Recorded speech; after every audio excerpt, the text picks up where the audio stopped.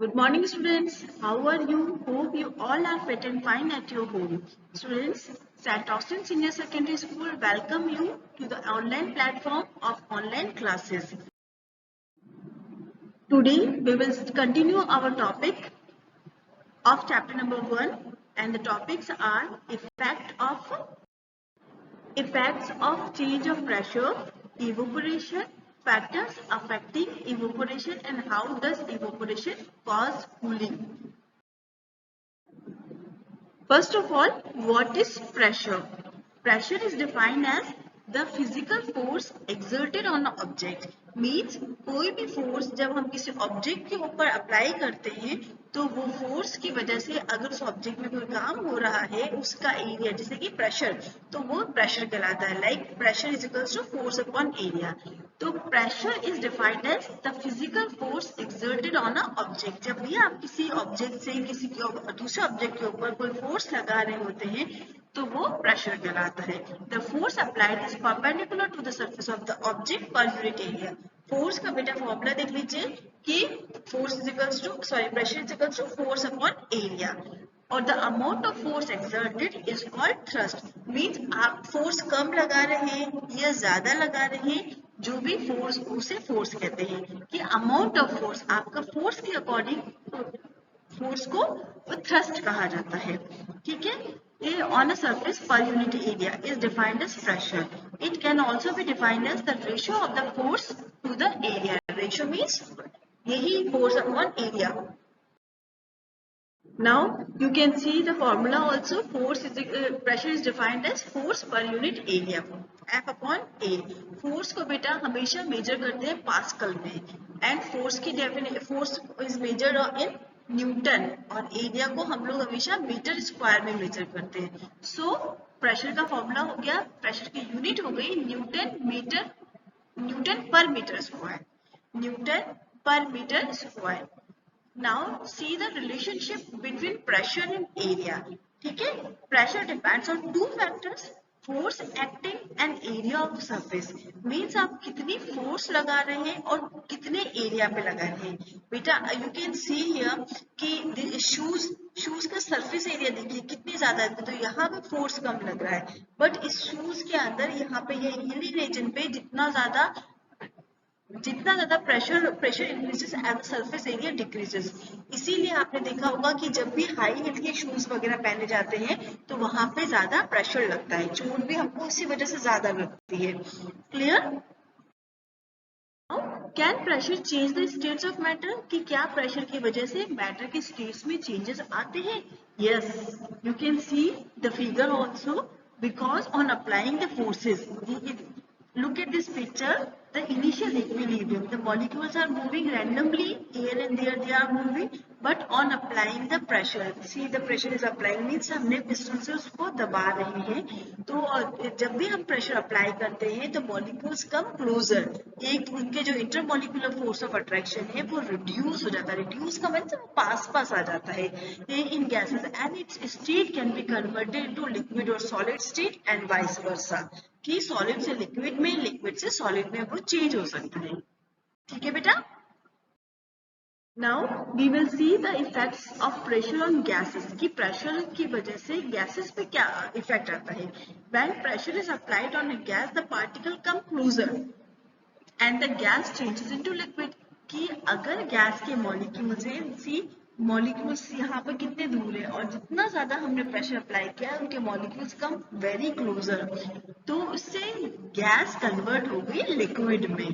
तो we can liquefy gas by applying pressure and reducing the temperature. तो ये चीज आप ध्यान रखिए क्लास कि when we apply pressure means ज्यादा as much as the pressure we applied and temperature को हम अगर reduce कर रहे हैं, reduce कर रहे हैं means temperature कम कर रहे हैं और pressure को बढ़ा रहे हैं, तो किसी भी गैस को liquefy किया जा सकता है. और यही चीज यूज की जाती है ऑक्सीजन गैस सिलेंडर में, CNGs के अंदर, LPGs के अंदर.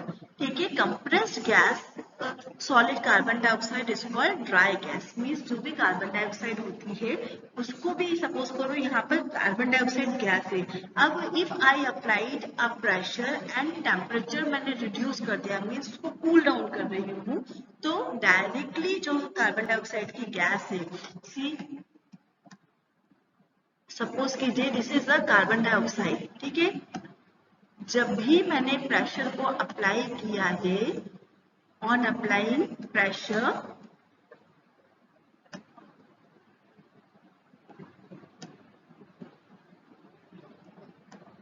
प्रेशर को अप्लाई करें, इसीलिए मैं I write here plus and I reduce the temperature, that's why I put the minus sign.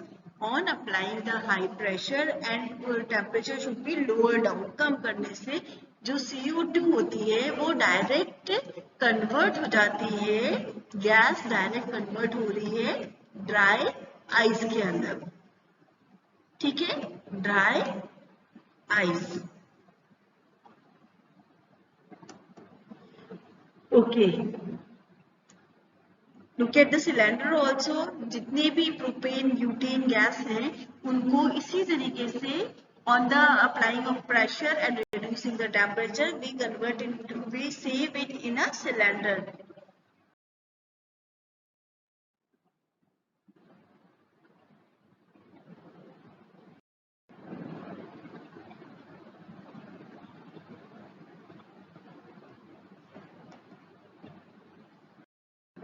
Dry ice is the solid form of carbon dioxide. It is called dry ice because instead of melting, means melt होकर liquid में नहीं convert होती है, it's directly converts into gaseous form, ठीक है, और gas जो है डायरेक्टली कन्वर्ट हो जाता है सॉलिड स्टेट में। This is true until you reach a pressure of greater than 5.11 times atmospheric pressure। Means अगर आपने जो एटमोस्फेरिक प्रेशर बेटा कितना होता है 1, ठीक है, अगर हम उसको सी लेवल पे काउंट कर रहे हैं तो वो 1 काउंट किया जाता है। तो और टेम्परेचर नॉर्मली कितना होना चाहिए 273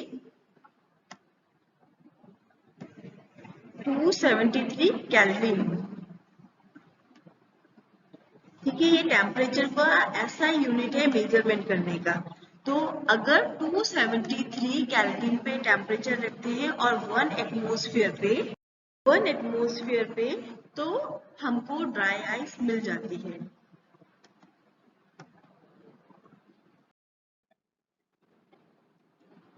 You can see the CO2 phases also. This is the CO2 phase 1 and this is the CO2 phase 2। Means initial level पे कार्बन डाइऑक्साइड के मॉलिक्यूल्स देखिए और फिर धीरे धीरे जब वो ड्राई आइस में कन्वर्ट हो रहे हैं तो उनके मॉलिक्यूल्स की शेप किस तरीके से कंप्रेस हो गई है। Now students, common uses of dry ice। Dry ice को मीन्स क्योंकि हम ऑन अप्लाइंग द प्रेशर को अप्लाई करके किस तरीके से स्टेट ऑफ मैटर को चेंज कर रहे हैं और उसको किस तरीके से यूज किया जाता है, ये टॉपिक उसी पर डील करता है। तो फर्स्ट एग्जांपल था आपका ड्राई आइस का, क्योंकि हाई प्रेशर और लो टेम्परेचर पे गैस डायरेक्टली कन्वर्ट हो गई थी सॉलिड फॉर्म के अंदर, ठीक है। The first use is medical industry. Means dry ice को हम लोग मेडिकल इंडस्ट्री में बहुत ज्यादा यूज किया जाता है। फिर फूड इंडस्ट्री में due to the strict regulation in food storage and preparation dry ice has been essential tool. क्योंकि देखो बेटा कोई भी फूड आइटम होता है, अगर थोड़ा सा भी टेम्परेचर वेरिएशन होता है, हाई टेम्परेचर होता है, तो आपको पता है माइक्रोब्स जल्दी से ग्रो करने लग जाते हैं, तो उसको और फिर वो चीज कंटेमिनेट हो जाती है, खराब हो जाती है। तो इन चीजों को अवॉइड करने के लिए हम लोग क्या करते हैं, ड्राई आइस को यूज करते हैं ताकि वो चीज का टेम्परेचर लोअर डाउन कर दे। और जैसे ही टेम्परेचर लोअर होगा तो माइक्रोब्स की ग्रोथ स्टॉप हो जाएगी, ठीक है। नाउ शिपिंग गुड्स में भी और ड्राई आइस प्लास्टिक वगैरह में भी यूज किया जाता है। Now students, effects of pressure on solid, liquid and gases. As you know that solid changes into liquid and liquid changes into gases and vice versa. तो जब भी pressure apply किया जाता है on applying pressure, तो on applying pressure solid changes into liquid. This process is called the fusion. And when liquid पे कोई pressure apply किया जाता है तो it gets vaporized. And same is happen when the gas पे pressure apply किया जाता है तो it changes into liquid and this process called condensation, ठीक है। और सॉलिड लिक्विड में चेंज, सॉलिड अगर डायरेक्टली गैस में कन्वर्ट होगी बेटा, तो उसे हम सब्लिमेशन कहते हैं। ठीक है। Now evaporation. बेटा इवोपोरेशन का मतलब होता है कि liquid gas. Evaporation is the change from the liquid to into the gas without boiling. Means कि when a liquid changes into gas, उसका बॉइलिंग पॉइंट नहीं आए, मीन्स 100 डिग्री सेंटीग्रेड नहीं आया, और उस कंडीशन में अगर वाटर इवोपोरेट हो रहा है तो वो प्रोसेस इवोपोरेशन कहलाता है। एक कॉमन एग्जांपल बेटा आपने इथेनॉल का देखा होगा, या फिर ना नेल पॉलिश रिमूवर को, ये नेल पॉलिश रिमूवर में जो लिक्विड होता है वो होता है इथेनॉल, या फिर परफ्यूम, परफ्यूम भी थोड़ी देर खुला छोड़ दो तो वो कन्वर्ट हो जाता है गैस के फॉर्म में, तो जस्ट बिकॉज ऑफ इवोपोरेशन। ठीक है। Evaporation occurs below its boiling point. This thing should be remembered कि evaporation always occur below the boiling point. Evaporation only takes place at the surface of the liquid. कि हमेशा ऐसा नहीं है कि नीचे से पानी इवोपोरेशन स्टार्ट होगा, नहीं, हमेशा on the surface of the liquid evaporation start होता है। इवोपोरेशन जो प्रोसेस होता है वो बहुत स्लो प्रोसेस होता है, धीरे धीरे होता है। Evaporation produces a cooling effect. Now clear बेटा, ये ध्यान रखिए कि जब भी इवोपोरेशन होता है उससे हमेशा कूल, मतलब चीजें कूल हो जाती है, ठंडी हो जाती है, because heat energy is absorb from the surrounding. This we will discuss later on, but keep it here clear here कि due to the evaporation cooling effect produce, because surrounding में जितनी भी हीट होती है उसको वो एब्सॉर्ब कर लेती है। Now factors affecting the evaporation. यहाँ पर आपको एक एक्टिविटी भी आपकी बुक में दे रखी है क्लास, उसमें यही बताया है कि जो भी सरफेस एरिया बड़ा होगा, जहाँ पे सरफेस एरिया बड़ा होगा, जैसे कि मान लीजिए ये पेट्री डिश है, यहाँ वहाँ पे इवोपोरेशन की रेट ज्यादा होगी। विंड अगर है, हवा चल रही है, तो भी उससे भी इवोपोरेशन मीन्स वाटर जो है कन्वर्ट हो जाएगा गैसियस फॉर्म में। क्लियर। और अगर अपन ने उसको एक्सपैंड कहीं पर खुली हुई जगह पर रख रखा है, उस कंडीशन में भी अगर फैन के सामने रखा है तो, अब ये एक कंडीशन है, अगर आपने किसी चीज को ढक के रखा हुआ है और कोई चीज ओपन है, तो आप याद रखिए कि जो चीज ओपन होगी, क्योंकि वो सराउंडिंग से हीट को एब्सॉर्ब कर रही होगी, तो उसकी वजह से वो जल्दी वार्म अप हो जाएगी और वो इवोपोरेट होगी। Now we observe the rate of evaporation increases with, अब किन किन परिस्थितियों में इवोपोरेशन होता है, as you seen from the pictures below। तो evaporation is a surface phenomena, ये याद रखिए, ये हमेशा सरफेस, सतह के ऊपर होता है। As a surface increases, rate of evaporation increase होगा। Increase in temperature gives a particle more kinetic energy, क्योंकि टेम्परेचर बढ़ रहा है तो पार्टिकल्स की काइनेटिक एनर्जी बढ़ जाएगी और वो जल्दी जल्दी कन्वर्ट हो जाएगी वाटर वेपर में। Humidity is the amount of water vapour. Humidity, अब बेटा देखो, जब भी वेपर्स होंगे तो वो वेपर्स कहीं ना कहीं जब कूल होंगे तो वो वाटर में कन्वर्ट होंगे, तो वो वाटर कहाँ है, वाटर वेपर्स जो होते हैं वापिस से कहाँ इकट्ठे हो जाते हैं, एयर में। तो वो जो एयर के अंदर वाटर वेपर्स प्रेजेंट है वो चीज क्या कहलाती है, ह्यूमिडिटी। बट ह्यूमिडिटी का काम है कि ह्यूमिडिटी इवोपोरेशन की रेट को स्लो डाउन कर देती है। Greater the wind speed greater will the evaporation. आपने देखा होगा कि गर्मियों में अगर हवा तेज चल रही है, स्पीडली ब्लो कर रही है, तो हमारे कपड़े जल्दी सूख जाते हैं। लेकिन अगर वही बरसात के समय में या सर्दी में विंड की स्पीड स्लो चल रही है, तो वो कपड़े सूखने में टाइम लगता है। और कपड़े सूखने इन द सेंस कि जो भी वेट क्लोथ्स है उसमें से जो वाटर है वो इवोपोरेट हो जाएगा, भाप बन के उड़ जाएगा। जी class, how does evaporation cause cooling, means evaporation की वजह से किस तरह से कूलिंग होती है। किसी भी ओपन वेसल में, बर्तन के अंदर अगर आप लिक्विड को रखते हैं तो उसमें इवोपोरेशन की रेट्स होगी, जैसा कि आपने अभी पिछली वीडियोस में देखे भी थे। The particles of liquid absorb heat energy, जो भी लिक्विड होगा वो हीट एनर्जी को एब्सॉर्ब करेगा सराउंडिंग से, and regain the energy lost of the evaporation. क्योंकि जब भी वाटर इवोपोरेशन की रेट को बढ़ा, वाटर वेपर्स कन्वर्ट होंगे तो उसकी वजह से एनर्जी लूज होगी, तो उसको करने के लिए सराउंडिंग से वो हीट एनर्जी को एब्सॉर्ब करेगा। This absorption of energy from the surrounding makes the liquid cool. याद रखो क्लास, अगर मान लीजिए कि यहाँ पर एक वाटर रखा हुआ है ग्लास के अंदर और आसपास हीट है, गर्मी है, तो क्या होगा कि उसकी हीट की वजह से ये वाटर जो होगा एनर्जी को एब्सॉर्ब करेगा, हीट एनर्जी को, और वो उसकी जो सरफेस वाटर होगा वो वाटर वेपर बन के ऊपर चला जाएगा, और इस तरीके से उसके बाकी के वाटर को आप देखिएगा वो कूल ही रहेंगे, मतलब सराउंडिंग जो होगी वो कूल हो जाएगी वाटर के आसपास की जो सराउंडिंग है। Why should we wear cotton clothes in summer? कि हमको समर में कॉटन क्लोथ्स क्यों पहनना चाहिए? बिकॉज ड्यूरिंग समर भी परस्पायर मीन्स हमको पसीना बहुत आता है, क्योंकि हमारे बॉडी का मैकेनिज्म ही ऐसा होता है कि हमको हमारी बॉडी को कूल होना ही रखना पड़ता है. तो we know that during evaporation the particles of the surface of the liquid gain energy. अभी आपको बताया था कि जो भी लिक्विड मॉलिक्यूल्स होंगे उसके जो पार्टिकल्स होंगे वो सराउंडिंग से हीट एनर्जी को एब्जॉर्ब करेंगे. ठीक है, और उसकी वजह से आसपास की जो बॉडी होती है वो वाटर जो होता है वो कन्वर्ट हो जाता है वाटर वेपर के अंदर. Heat energy equal to latent energy of vaporisation. अब क्योंकि वो हीट एनर्जी को एब्जॉर्ब कर रहा है, तो क्योंकि वो हीट एनर्जी को, जैसे मान लीजिए ये वाटर है, इसके सराउंडिंग में सन है, ये हीट एनर्जी को एब्जॉर्ब कर रहा है. सपोज कीजिए ये एक वाटर का बीकर है, इसमें वाटर रखा हुआ है बहुत सारा. ठीक है, और यहाँ पे मान लीजिए सन है, तो अब सन की लाइट की वजह से इसकी जो आसपास की हीट एनर्जी जो होगी वो ये एब्जॉर्ब कर लेगा, और इसको एब्जॉर्ब करने से क्या होगा कि ये वाटर वेपर में कन्वर्ट होगा और ये ऊपर जाएगा.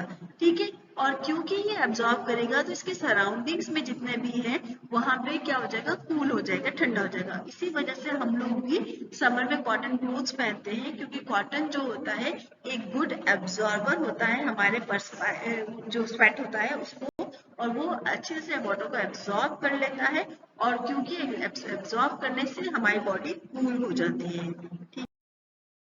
Now, why do we see water droplets on the outer surface of the glass?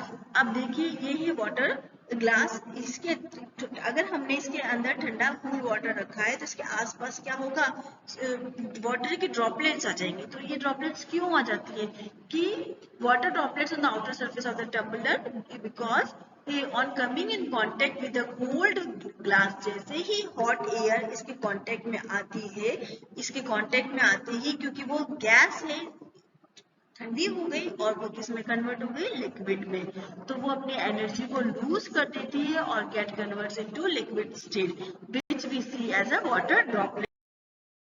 Conclusion बेटा यही है कि ना, on increasing the pressure and decreasing the temperature, pressure को बढ़ा के और टेम्परेचर को कम करके हम किसी भी स्टेट को चेंज कर सकते हैं. मीन सॉलिड से लिक्विड में आ सकते हैं और लिक्विड से गैस, और कई बार गैस डायरेक्टली सॉलिड में भी चेंज हो जाती है without converting into liquid state. I hope you understood this chapter. If you have any doubt, please ask me. Thank you.